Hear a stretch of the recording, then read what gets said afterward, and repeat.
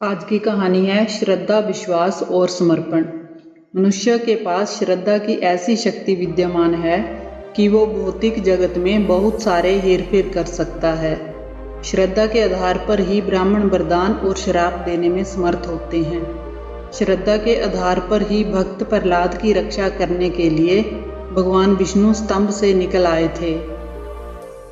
श्रद्धा के आधार पर ही एकलव्य मिट्टी के द्रोणाचार्य से वह सब सीख पाए जो उसे असली द्रोणाचार्य भी नहीं सिखा पाते। श्रद्धा का उपयोग अच्छे और बुरे दोनों तरीके से किया जा सकता है। अच्छा उपयोग क्या है, बुरा उपयोग क्या है, ये आपको इस कहानी से पता चलता है। एक बार की बात है, एक गांव में कुछ दोस्त मिलकर एक भूत बंगले पर चर्चा कर रहे थे। उनका कहना था कि आज तक कोई भी उस भूत बंगले से जिंदा वापस नहीं आया था।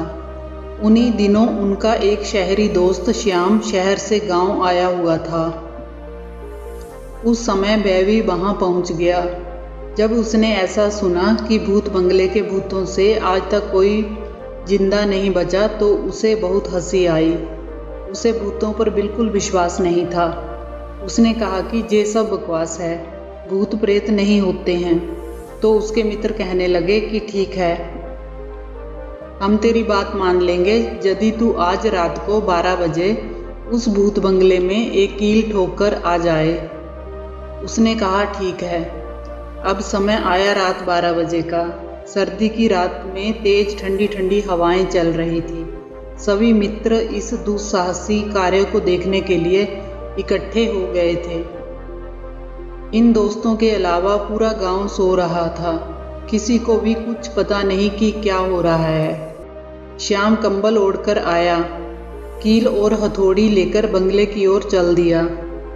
खुद मन ही मन डर रहा था, किंतु सब पर रोज जमाने की खातिर उसने आखिर ये जोखिम उठा ही लिया।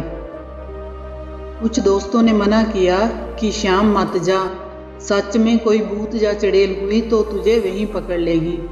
श्याम बोला कि आज मैं तुम सब लोगों के मन से ये भूत का भ्रम मिटाकर रहूंगा। और वह तेजी से भूत बंगले की ओर चल दिया। हवाएं साएं साएं कर रही थी। सारे जंगली जानवर सो चुके थे। श्याम के बंगले में आने की आहट को सुनकर वहां सो रहे पंछी उड़ने लगे। पंछियों के अचानक उड़ने से श्याम चौंक गया। फिर उसने डरते डरते बंगले के अंदर प्रवेश किया। अब श्याम को काली अंधियारी रात का सन्नाटा कुछ ज्यादा ही व्याकुल कर रहा था। उसकी हृदय की धड़कनें तेज हो चुकी थी। इतनी सर्दी में भी उसके शरीर से पसीना छूट रहा था। अब तो बस किसी तरह हिम्मत जुटाकर ये काम खत्म करके वहां से भागने का इरादा था। अपने कार्यों को अंजाम देने के लिए वह नीचे बैठा और डरते हुए कील को ठोकने लगा। लेकिन अंधेरे में कुछ दिखा नहीं और कील जमीन पर पड़े उसके कंबल को पार करते हुए जमीन में ठुक गई। अब जैसे ही वह उठकर चला, कंबल में कील ठुकी होने के कारण उसको लगा शायद किसी ने उसको पकड़ लिया है। ये सोचना ही था कि उसके होश उड़ गए और वह बुरी तरह घबरा गया। ज्यादा डर के कारण उसके प्राण पखेरु उड़ गए। ये होती है श्रद्धा और विश्वास की ताकत।